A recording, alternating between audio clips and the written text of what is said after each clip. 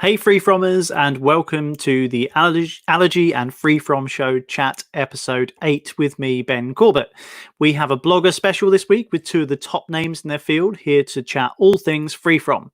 We have Laura Strange, aka My Gluten Free Guide, coming into the virtual studio to talk about her favourite recipes and travel. But before that, we have Healthy Living James himself, James Wythe. But first, we just need to do a little bit of housekeeping. I'd like to draw your attention to the ticket link in our video description. We're working so hard to make sure our shows in Birmingham and London this autumn are amazing for you. So book your free tickets now and I'll see you there. And finally, I'd like to give a shout out to this week's AFF Chat champions, the Little Bakery of Happiness, based in Northamptonshire. This gluten-free bakery, nominated by Lauren through Facebook, had to really think hard about how they could still support the community with their products during lockdown. They've been delivering, sending, and arranging for collection with not just the usual gluten-free goodies, but also frozen products too. Nice work, the Little Bakery of Happiness, this week's AFF Chat champions. Get your nominations in via our social media channels or email us at info@f2fevents.co.uk. So now on to our first interview. I'd like to welcome to the virtual studio, Healthy Living James Wythe. Hey, how's it going? Hey man. Yeah, I'm good. Thanks so much for coming and chatting today. How are you? No, good. Thanks for having me on. I've always loved the live events, so it's a good way of obviously changing it up with due to lockdown and stuff like that. So it's great to be here. It's been nice, especially for me, who's I've been with the Allergy Show since November, and this has been a really, really brilliant way of me getting to know everyone and getting to know the community more. So it's been as useful and helpful to me as hopefully it has been to the people that have been watching. So no, it's all good. Yeah. So for people that maybe don't know your work, could you give us a little explanation of who you are and what you do? Yeah, so my name is James. I run a food blog called Healthy Living James. I specialize in gluten, dairy, egg, and refined sugar-free recipes. And I basically just create content, recipes, and share them online for others to try them as well. And I have been doing it for 3.5 years. Awesome. And your journey to this point's been a really sort of interesting one and inspirational for a lot of people. Do you want to share some of the story of the last 10 years? I'm sure Yes. many people watching sort of know about it, but I'm sure lots of people would like to hear. So if you want to tell us a little bit about that. Yeah, it's quite a unique one. So yeah, it's been 10 years. So I used to be a really fit and healthy young guy, had a focus on golf mainly, trying to become a professional. And at the age of 21, I think I was, 21, I suddenly woke up one morning, wasn't feeling very well. I was violently sick for about a week straight, and I thought it was food poisoning, just classic food poisoning symptoms.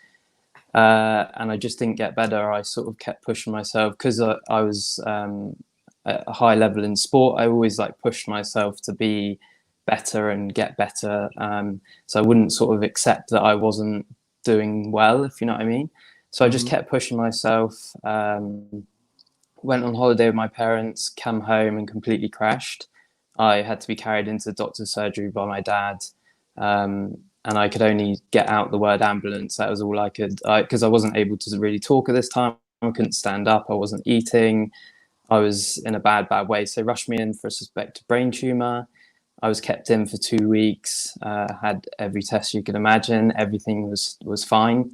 But I still was feeling absolutely shocking. And they said they didn't really know what was wrong with me. So I just needed to go home and rest. So I went home, rested, and didn't really get any better at all. I was in a dark room for a good 3 months solid. Wasn't able to text, watch TV, read. I could hardly talk. So it was in a really bad place from considering where I was before. And then I slowly, about the 6-month mark, I had a nutritionist come out to visit me. She would sit on my bed, and my mum would talk to her about my story, because at this point I just couldn't hold a conversation. It just was, the fatigue that I had was undescribable. It's nothing like you would ever imagine. So my mum would hold the conversation for me, talk about my journey and everything like that. And she recommended that I cut out gluten and dairy. And I think I always had a dairy issue as a kid. Like I'd always have stomach issues. But this is, 15, 20 years ago, and just wasn't much information back then. So I always felt like I had a dairy issue. So we cut that out, and my mum was my full-time carer, so she was cooking for me. So she made a few changes into my diet, and we slowly started to see improvements, along with taking supplements as well. But it was a very gradual process. I was bedbound for 2 years, so it was Wow. bit by bit. Like a big achievement would be standing outside my bed, walking to the window, which is a few meters. Then I would, build up to the point where I could go downstairs. And I think the first point I ever stepped outside was a year from when it all first happened. And that felt crazy. So, and then, so I was bedbound for 2 years, and I slowly was getting a bit better in that time. And then I was sort of went into the more housebound stage for another 3 to 4 years. So it was a really long sort of 6-year process of, not feeling good at all. And in the housebound stage, that was when I taught myself how to cook those gluten and dairy-free meals, because I'd moved into an apartment with my girlfriend at that time, and I had to cook for myself really because she was out working. So I taught myself how to cook from scratch, gluten, dairy-free, healthy meals, because I felt like at that time, one, there wasn't that many sort of fast food options for you back then, talking like 5-6 years ago now, 5 years ago, something like that. But two, I knew that wasn't really going to help me move forward health-wise. So I focused on cooking, taught myself how to cook. I had a chair in the kitchen that I'd sit down on because I only had 10 minutes of energy to stand up. And I just started building a real passion for it because it was the only thing I had to do. So I cooked. And then friends and family said I needed to share the journey, and I started it in August 2016, and here I am now. And it's interesting because when you're talking about the events and shows that you guys put on, so I first went to one 4 years ago, I think. 3-4 years ago. So I used to go to 4 years ago, before I started the blog, I was going to the shows. So I would turn up at the shows, not even a blogger or anything, and I would watch cooking demos and look at all the brands and all that stuff. And then I started a blog myself, and then I did the cooking demo last year at the show. So it was like been a crazy journey to think what's gone on really. And now I'm here talking. I mean, it sounds like, as someone's already said in the comments, like a really sort of inspirational sort of story, like the endurance and the positivity that you've had to sort of put into this situation, which sounds really awful. Also sounds like you really had a lovely, supportive family around you at the time as well, with what you're talking about, your mum and your dad and your girlfriend and everything. And I think that's a really important thing as well, isn't it? Do you know what I mean? It's important to sort of do these things ourselves, but also to accept help from those around us when we really need it. Yeah, I mean, that was crucial for me. Without that sort of support around me, I have no idea where I'd be now. Like I wouldn't be sat here. I know that I don't know whether I'd got better, but over a longer period of time, I just don't know. But without that sort of support there at that time, I wouldn't be sat here. So that was crucial. Okay. And I was diagnosed with, I didn't say that I was diagnosed with ME, also known as chronic fatigue syndrome, for those that are wondering. Yeah, I mean, and people are talking about your recipes already in the comments, talking about the fact, I make your recipes. I've done a few of them. So I'm going to sort of start off by talking a little bit about that. So what's your process when you're thinking about like a new recipe? What's the beginning point, and what stages do you go through before you present something to the world? I'm very spontaneous. So it's all about what I crave at the time. So I don't really plan ahead either. I'm really bad at planning. So I don't really know what's coming sort of a week in advance. I know maybe the week next week, but not the week after that. So I'm very spontaneous with content.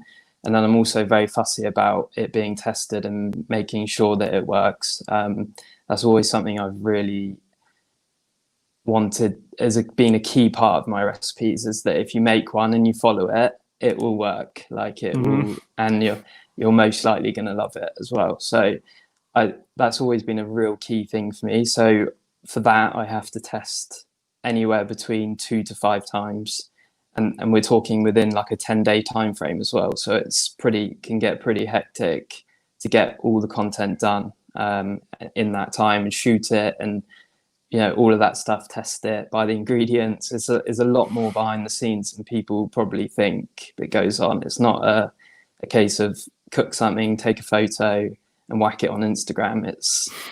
It's a much more long-winded process than that. But yeah, very spontaneous. I just randomly come up with ideas of what I crave. You might see other inspiration online and think how I can change it to be gluten-free or allergy-friendly, or that's generally how I come up with my stuff. Would you view your sort of cooking and your baking and all that sort of stuff, would you view it as more of a science or an art in the way that you do it, do you think? Baking's a science more. Yeah.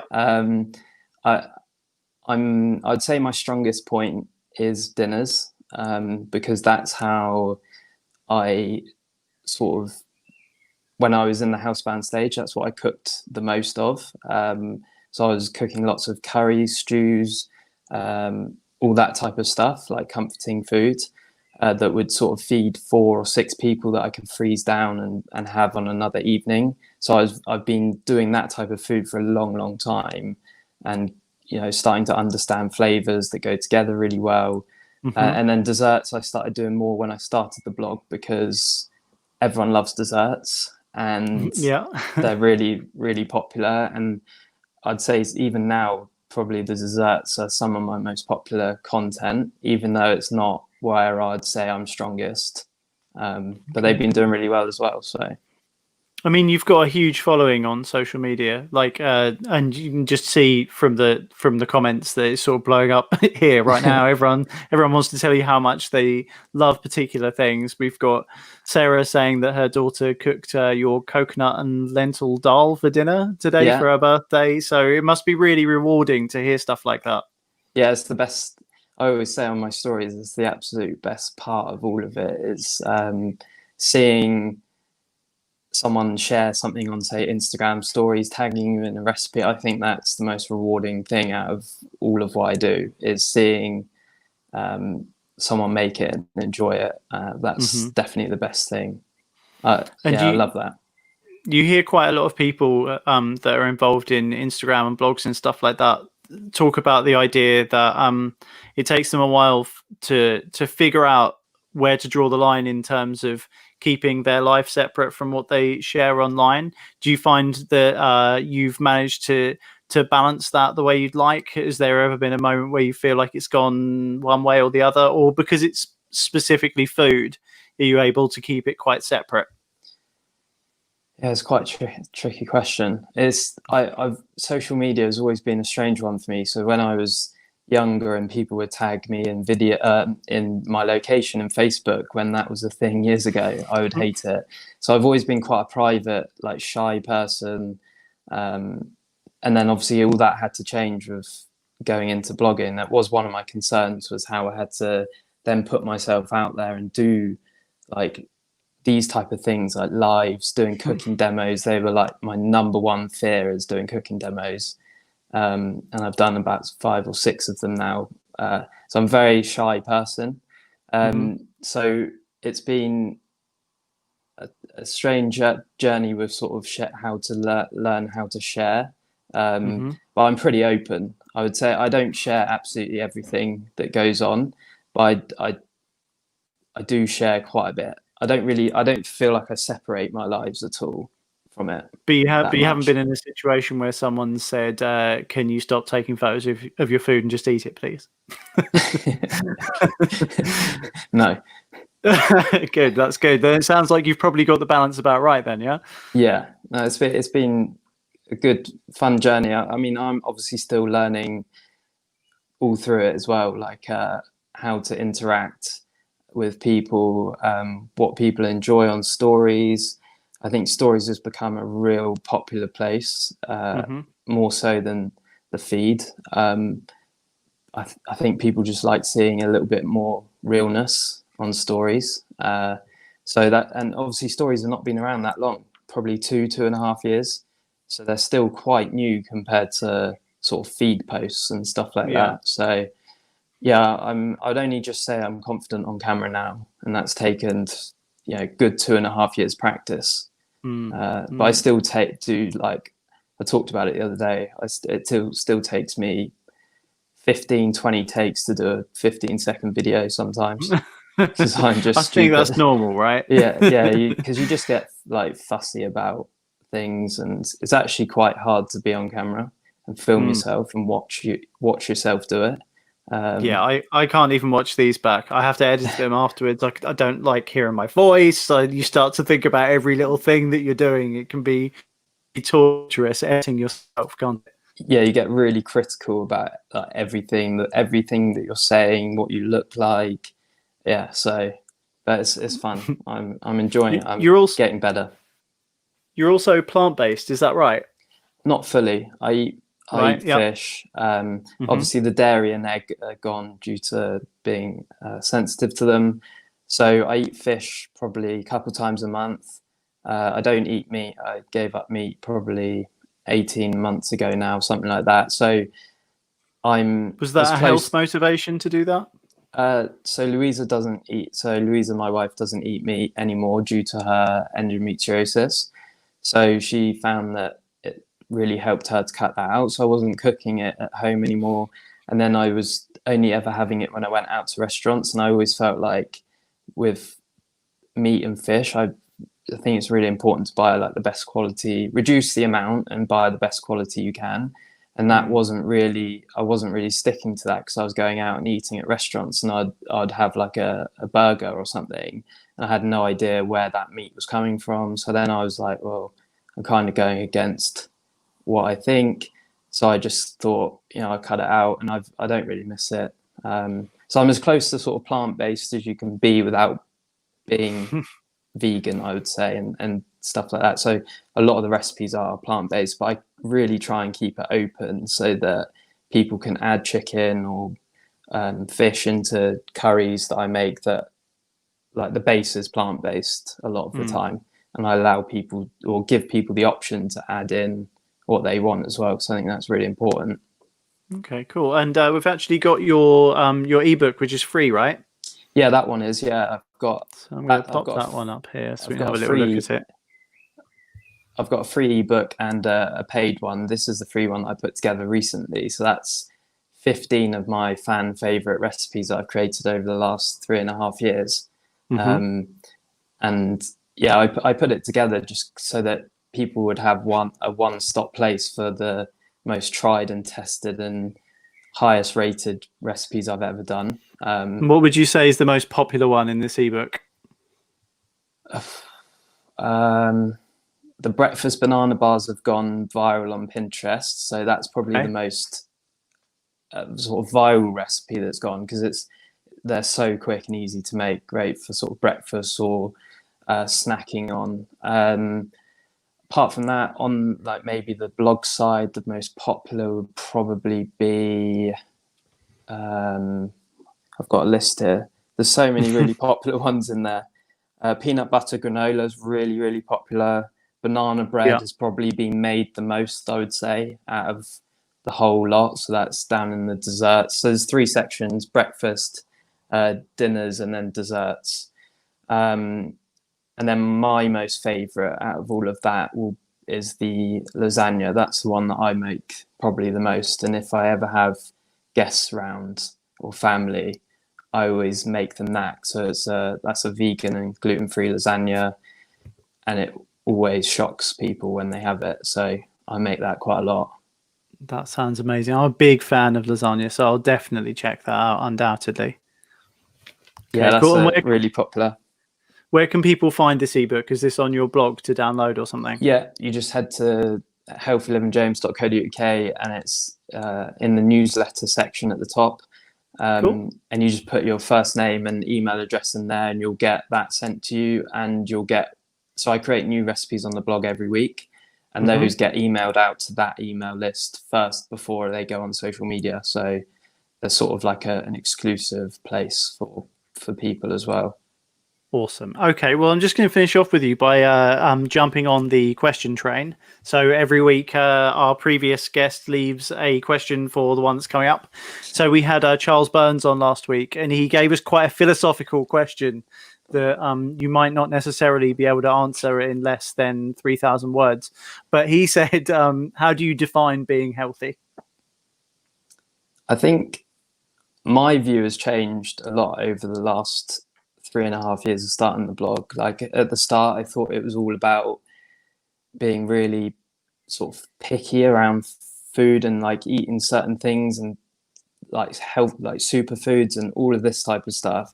But it has slowly drifted into not being as strict with foods. And I think there's a huge enjoyment part of food as well. So I still try and eat as much like veg and fruit and veg and stuff like that to get all my nutrients and stuff that way. But I still do eat. There's no perfect way of eating. I think that's what I'm trying to say. So it's a really tough. Yeah, it is a tough question to answer in a short. So I period guess of it time. depends on the person, right? Because people's bodies react differently to different things. Yeah, and it's not being too strict with your food as well. So like, try and eat as best as you can, but don't feel guilty if you have an ice cream or whatever, or a pizza, things like that aren't going to make too much of a difference to you as long as you don't eat them every night, type thing. Okay, well, good. Perfect. Okay, and we have Jane Devonshire on next week. Do you have a question that I could ask Jane? You put me on the spot now. Do you know what? Well, I'm going to get you back in the studio at the end. So do you want to have a little think about it? Yeah, and I'll then have a little think. You can give us our question for Jane at the end. But yeah, thanks so much for that chat, mate. Really interesting. And thanks for being so open about your story as well. Thanks for having me on. I really loved it. No worries. Right, I'll see you at the end for that question. Yeah. Don't run away because you need to come up with that now. All right, mate. Speak to you in a bit. Okay, so next we have another guest, someone else I'm really excited about chatting to, an extremely popular blogger, my gluten-free guide, Laura Strange. Hello. Hey, Laura, how you doing? I'm good, thanks. I never know if like technology is going to work or fail. But it did. I'm here. Thanks for having me. We're doing okay. I've had a couple of moments where during the series where it's looked like I've been really chilled, and on the inside it's just been like absolute manic, like what's going on, and I've managed to style it out. But luckily that hasn't needed to be the case today. Yeah. So for people that aren't aware of your work, Laura, could you tell us a little bit about who you are and what you do? Okay, so like James, I'm a blogger, although I'm just gluten-free. I have celiac disease and was diagnosed 20 years ago now. So I've been celiac for a while now. And then I started my channels really just to show people that being gluten-free isn't hard if you know how. It just takes a bit of time and patience to learn the ropes. And that just because you're celiac or gluten-free or whatever dietary requirements you have, you shouldn't have to miss out on all the things everyone else gets to do. And then so on my blog and my social media channels, I share all sorts, like a real mix. So loads of recipes, but I love to travel. So I've got lots of travel guides up there, city guides, tips on how to like live your celiac life to the max. And I also co-host a gluten-free podcast called O Crumbs. Nice. Who do you co-host that with? With Sarah, GF blogger, who was one of your earlier guests, who is a friend who I made from this sort of online community. And we have a great time doing that podcast together. I think she's causing trouble in the comments as we speak, actually. But you've been doing your blog for quite a long time. Have you noticed any changes in recent years within the community? Different questions or people like interacting with you in different ways? I think what's brilliant about the gluten-free community is it's grown so much. There are so many people blogging now, which I love because I think you get so much more advice and breadth of recommendations out there, because obviously like a handful of bloggers can only do so much. If you've got hundreds of people blogging, then there's like so many more things for us to choose from. Yeah, so I'd say that's the main thing I've noticed the difference with. It's just the growth of it. And I started on Instagram. I sort of did it the wrong way around. So I started on Instagram and then started a blog after that. So yeah, it's in a way I'm one of the newer bloggers versus social media. I've been there for a while. And how has it been in lockdown? Have you noticed people reaching out more or with certain requests, or just more traffic to your site because people are trying things out at home, or how's that been? Obviously, I normally talk about travel a lot, and that was a subject that I really didn't want to talk about when lockdown started, because I just felt, I know some people kind of love the travel dream, but for me, I found it really hard talking about it. So I thought, you know what, I'm just going to share what is the main thing in my life right now. So I have a young family. I've got a toddler who, if you hear any squawking in the background, that's her with her dad playing next door. But cooking lots of yummy food at home. So really for the last few weeks, I've been sharing lots and lots of recipes, which I always had done in sort of moderation, but it's been really fun focusing on recipe content recently and talking to people and kind of giving them tips and advice on how to make their favorite gluten-free bakes or family dinners at home, and be able to share recipes that I hope will make people's days and lockdown life a bit less stressful. Because if you're having a rubbish day, there's nothing like a really nice proper brownie to still like give you that lift. And we all need those treats sometimes.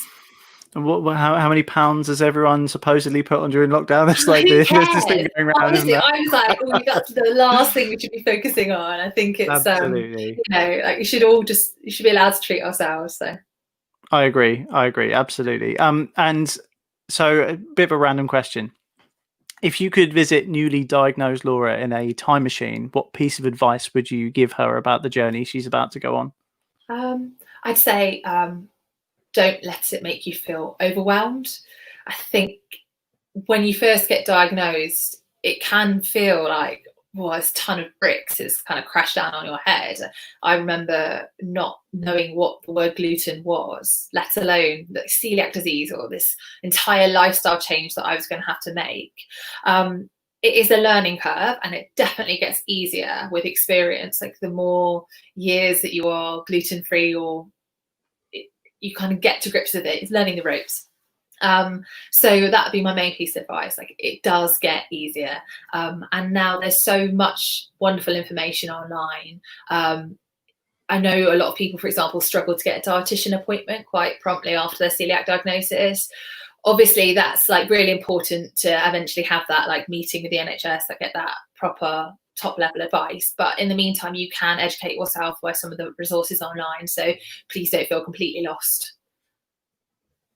Okay, cool. That's really, really good advice. And hopefully there's some people watching that are sort of at the beginning of their journey that can maybe relate to that and take the advice. So thank you. Another thing I was going to ask you, which is sort of, I'm jumping around a little bit, so sorry for that.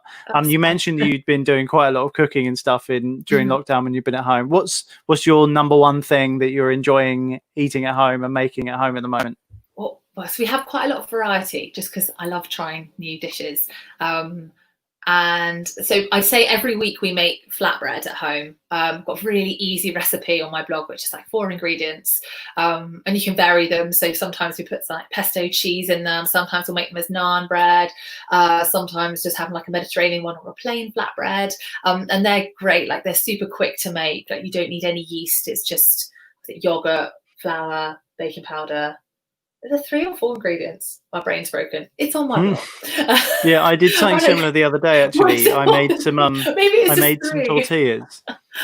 I usually buy like the ready-made gluten-free tortillas and use them as pizza bases. They work really nicely like that. But I didn't get them in my shop, and there was no replacement for my click and collect. So I made some buckwheat like flour tortillas, and like, I only had buckwheat flour because something else, it replaced something else. And so it's like you get put into these situations, I find, during lockdown and during the pandemic, where you are trying things that you haven't tried before. Totally. Do you know what? I think my using the homemade flour tortilla as a pizza base was actually better than the ones that I was buying. So it's really good to sort of give us some time and a situation where you need to be creative.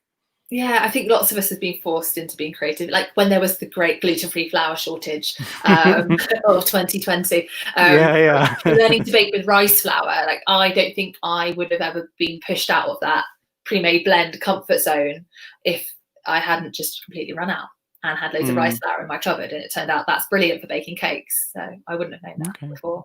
Cool. But yeah, I was trying to think. Another recipe we've been making quite a lot of is a teriyaki salmon sushi bowl. Sounds like a random one. You know, like normally when you're out and about and you can get like nice sushi in the shops. That's one thing that I really didn't have confidence with making at home, and it turns out it's pretty easy to do. So that's been a really nice one to make. It makes you feel a bit more like, it gives you small variation, and it's surprisingly easy. Yeah, I've been doing something similar where I've been trying to recreate things that I can't go out and have. Like I did like a sticky like sauce to go with like some sesame chicken and stuff like that I always thought was some sort of magical thing that could only be made in a restaurant. And like it's not that difficult. So it's really been good like experimenting with those things. So you mentioned earlier that obviously a lot of what you do is around travel, and since you said you don't really like the travel dream, I'm going to ask you I'll have to talk about it then. Once it's all over, once it's all over, where would you like to go? Where would be the first places on your list? Yeah, I've got full on itchy feet again now. I think as soon as there's like vague mention of potential travel, I'm there like So well, I mean, I would love to go. Vietnam is on my list of places that I really want to go next. Apparently a lot of the food there is naturally gluten-free, but I went to a couple of places in the last 2 years that I really wanted to highlight for anyone who's thinking about travel but maybe a bit nervous to take the leap. Rome. We went there in September. I've been a couple of times before, and it is just such a wonderful city. Not just because it's incredibly beautiful. There's amazing food everywhere. There's a lot of gluten-free food. They've got loads of fully gluten-free bakeries, lots of celiac-friendly restaurants. You wouldn't really think of Italy as being such a gluten-free friendly country, but it really is. There's really good awareness of celiac disease there as well. So cross-contamination is something most places take into account. And on my website, which you're just scrolling through now, I've got a mega guide to being gluten-free in Rome, and there's a big map at the end, so you can, if you're there on the ground, you can search for places near you. I really need to work out how to get that into some sort of app one day, but add that to the list. But yeah, I loved Rome as a nearer destination. If you were looking for somewhere a bit more long haul, when my daughter was really young, we both took a few months off work to travel with her. We did a huge road trip, flew into California, drove all the way up to Canada, around the Canadian Rockies. And Vancouver was one of the cities that we spent some time in. It was amazing for gluten-free. I had some insane things to eat, like this proper baked waffle cone with soft serve ice cream and all these yummy toppings, and it's gluten-free. Got some brilliant gluten-free bakeries there. And that was really nice to have my eyes open to the gluten-free food scene in Canada. Even kind of when we were road tripping through the Canadian Rockies as well, that definitely took a bit more planning. There weren't as many fully gluten-free eateries as when we were in Vancouver, but it was totally doable. And we stayed in a cabin in the middle of the national park, and went on hikes and went to a glacier and did all the things that maybe people would be a bit nervous about being able to do, whether you'd be able to get any gluten-free food, but totally doable. And I found things to eat everywhere. So it was, it looks amazing. Really good. Can I just add in the comment that despite the fact that every few scrolls on here that there's an advert for online poker, that's not because I've been gambling online. I've never gambled online in my life. I don't know why they keep coming up. So sorry to everyone about that. I don't condone it. And I guess a lot of people are thinking about traveling a little closer to home in the immediate future. Yes. So you've got some stuff on the UK as well? Yes, I've got quite a few UK guides actually, because I love the UK. I think there are some amazing places to visit. And I should be in Cornwall right now. We were meant to be having a family holiday to Cornwall this week. So in honour of that, I'm sharing my Cornwall guide with you guys here.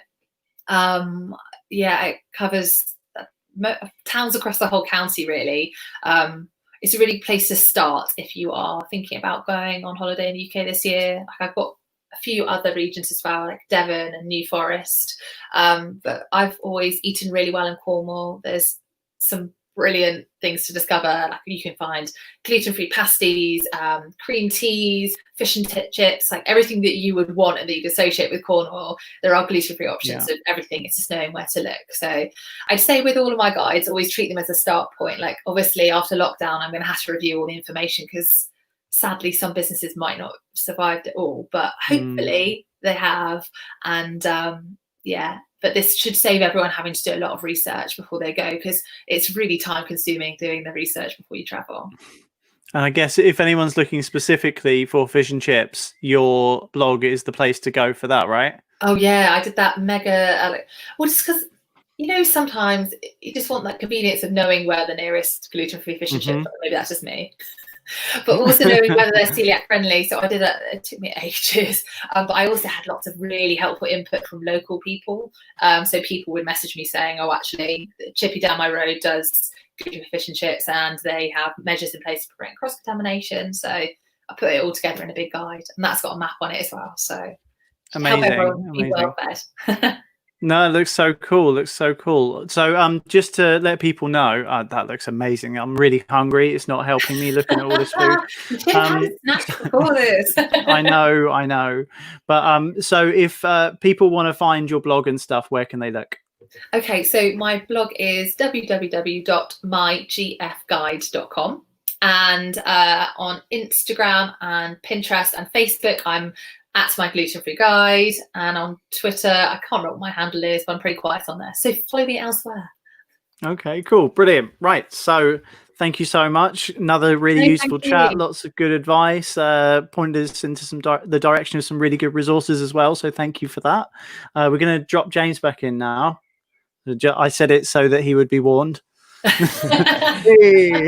was just like saying behind the scenes, I've been on the website to look at the fish and chip section as well, and found one that was local to me through your guide, so that helped me as well. Is it Brown's that's down? Yeah.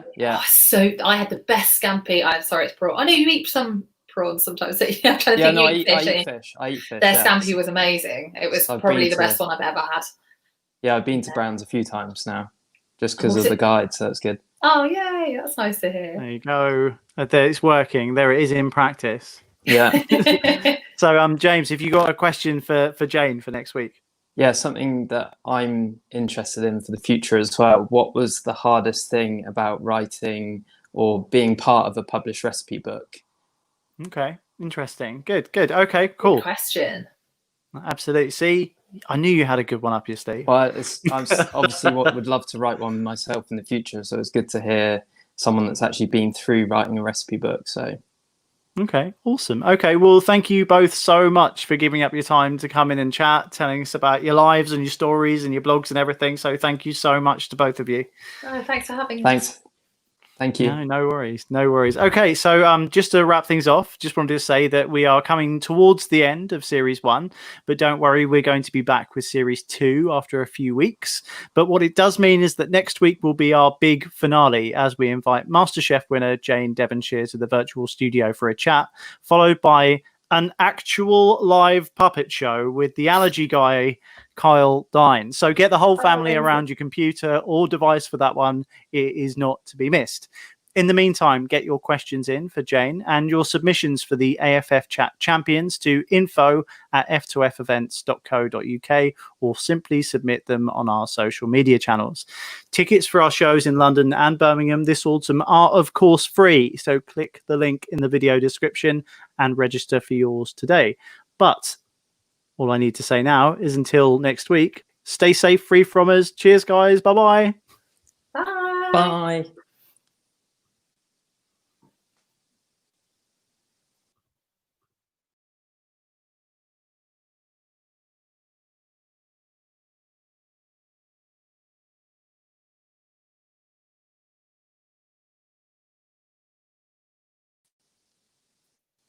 Thank you, guys. Ah. Cool. I was like, shall I stay? Shall I go?